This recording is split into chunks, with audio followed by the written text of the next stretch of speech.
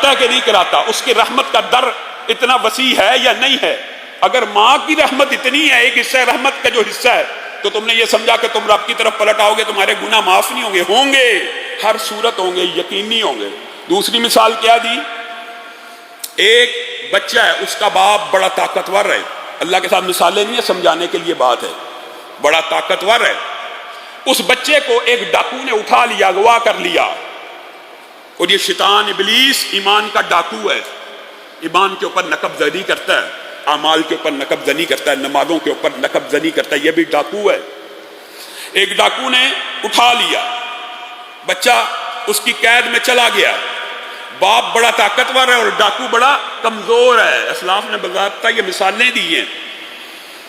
اور بچہ جب اس کے نرگے میں پھنس گیا تو باپ کو آواز دینے لگا، اے میرے بابا، یہ مجھے ایک ڈاکو نے اٹھا لیا ہے، اغوا تو ہو چکا، نقصان تو پہنچ چکا، لیکن آواز دی ہے میرے باپ، اس نے مجھے پکڑ لیا ہے، مجھے اس کے نرگے سے آزاد کروا۔ تو کیا جو طاقتور باپ ہوگا وہ تلوار نکال کے یا اسلحہ اٹھا کے اپنے بچے کو چھڑوانے کے لیے نہیں جائے گا؟ اللہ کی قسم ضرور جائے گا۔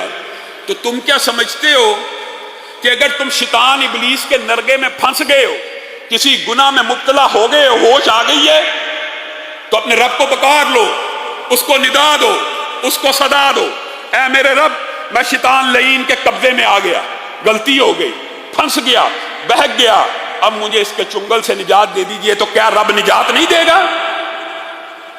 رب فوراً نجات دے دے گا۔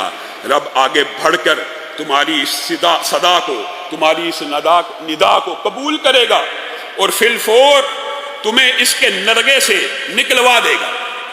لیکن میرے بھائیو، ہمارے ہاں افسوس ہوتا ہے، استغفار کا پورا ٹاپک آپ کے سامنے جمعے پہ رکھ چکے ہیں، طویل حدیثیں ہیں، ہمیں افسوس ہوتا ہے کہ اللہ کی طرف بلانے والوں کے لیے بھی تان و تشنیع ہے، اللہ سے جوڑنے والوں کے لیے بھی تان و تشنیع ہے، اللہ کے